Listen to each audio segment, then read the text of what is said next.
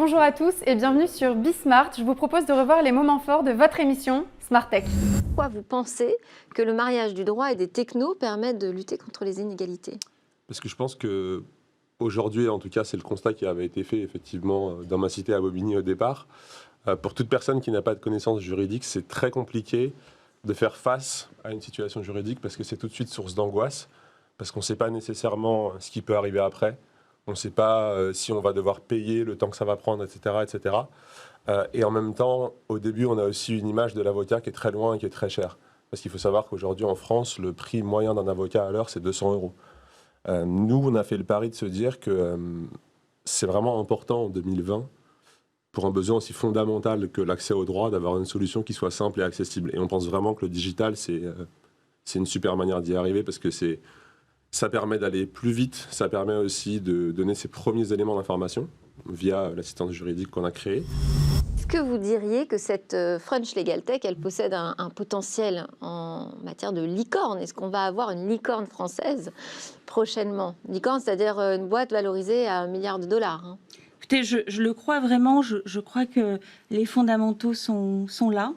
Rien ne nous en empêche, si ce n'est la mentalité.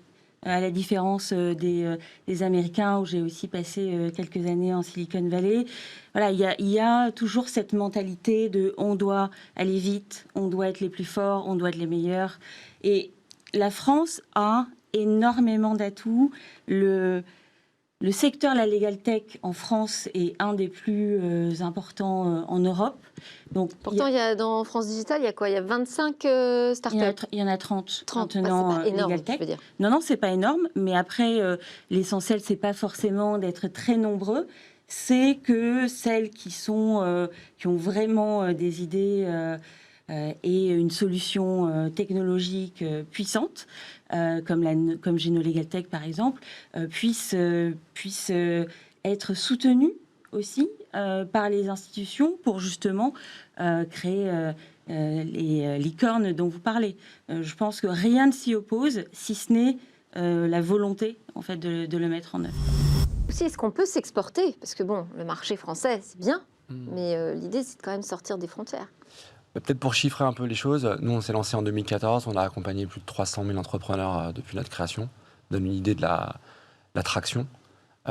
Et comme je vous le disais tout à l'heure, on voit une explosion de l'usage, de la migration vers le digital sur le juridique depuis la crise sanitaire.